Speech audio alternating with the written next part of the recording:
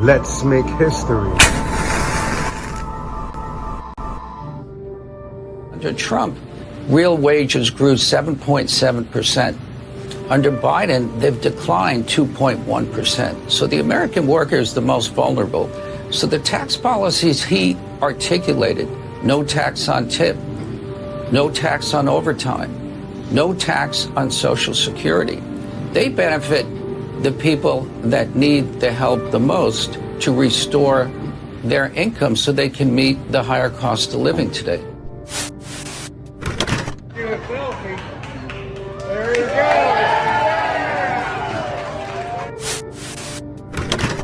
So we're about a month away from the election, and I have to ask the question, under which administration did Americans actually benefit more from?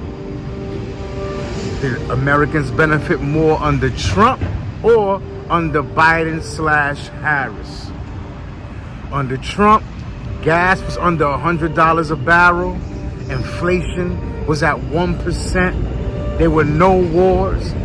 He had a standing relationship with Putin and Kim Jong-un of North Korea, as well as some semblance of negotiation between him and Xi Jinping, the head of China. Under Biden-Harris, it's actually the opposite. Prices on everything are up. Groceries are barely affordable. You got to cut back on steak, salmon under Biden-Harris. Conflict in the Middle East, which is spiraling out of control, by the way. Israel and Hezbollah going at it. Iran looming in the background there. It's getting ugly. You still have Gaza. You still got Hamas still has hostages. You got Ukraine now still going at it with Russia after years later. Ukraine currently is asking the United States for permission to use some of the long-range missiles it had gave them to penetrate deeper into Russia. They want to bring the heat. They want to bring the funk into Russia. Can't blame them. Them Ukrainians have some heart. I wasn't a supporter of additional funding. I wasn't a supporter of an open check to Ukraine, but they have some heart. Shout out to the Ukrainians, gotta say that. Much respect.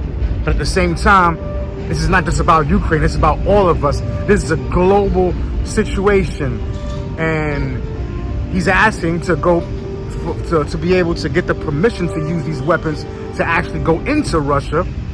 And Vladimir Putin is saying if America gives him the green light to do so, that directly involves them in a conflict, and he just may go to the nuclear strategy. So that's dangerous. So we have all these problems on the geopolitical landscape under Biden and Harris. Under Trump, things were pretty much under control. And of course, there's the elephant in the room. Millions of unvetted illegal immigrants have been allowed to come into our country and just wreck it. You have now gangs which were flourishing in the country they came from, mostly from Venezuela, who are now here in New York City, compounding the gang problem that we already have. This is under Biden-Harris. Over 1 million illegal immigrants they let through. Venezuela is emptying out their prisons, their insane asylums. This is actually what the movie Scarface was about. This happened also back in the late 70s under Jimmy Carter, where Fidel Castro just emptied out his jails, gave us basically his worst, and we just took it. And as far as abortion, Democrats continue to just out and out tell bold-faced lies. Trump has said over and over he does not support a nationwide abortion ban. He doesn't really support any abortion ban aside from anything outside of about 3 to 4 months. After that, who doesn't agree that it shouldn't be considered illegal? I mean, you're taking a life at that point. It's debate on when the baby actually forms to the point that could be considered a life, but generally it's been 3 to 4 months. That's fair. And the idea of kicking it back to the states, letting the states have the decision, it may not seem so, but it actually puts more power in the hands of the people because we have more access, more control over local elections than we do over a nationwide election. So This is the whole reason for kicking it back to the States. And make no mistake, the only reason why the race is this tight is because Trump is a loose cannon. You know, Trump is very outspoken. You know, he speaks his mind. I think that's part of the appeal why people gravitated towards him to begin with. But that's also worked against him. And he is very adamant about the views he has. And he speaks without regard to what anyone else may think about him, but that has hurt him. And the fact that the media is just 100% against him, even a lot of times Fox goes against him. So you have Trump versus Biden, Trump versus Harris, plus versus the media, plus versus the entertainment industry.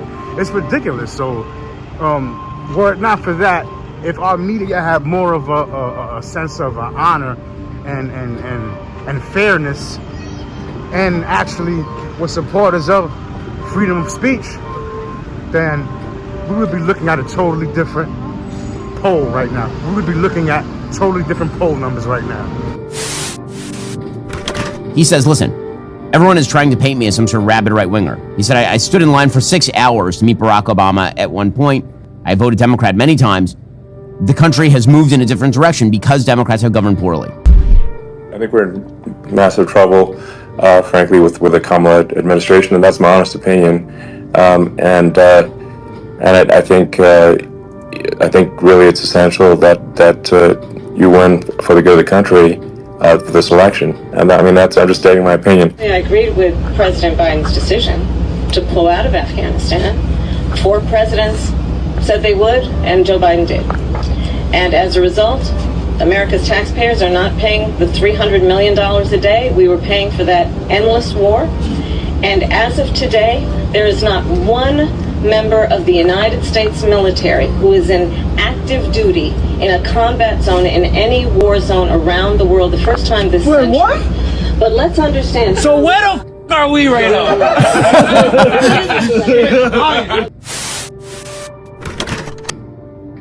Leave your thoughts in the comments. Don't forget to hit that like button.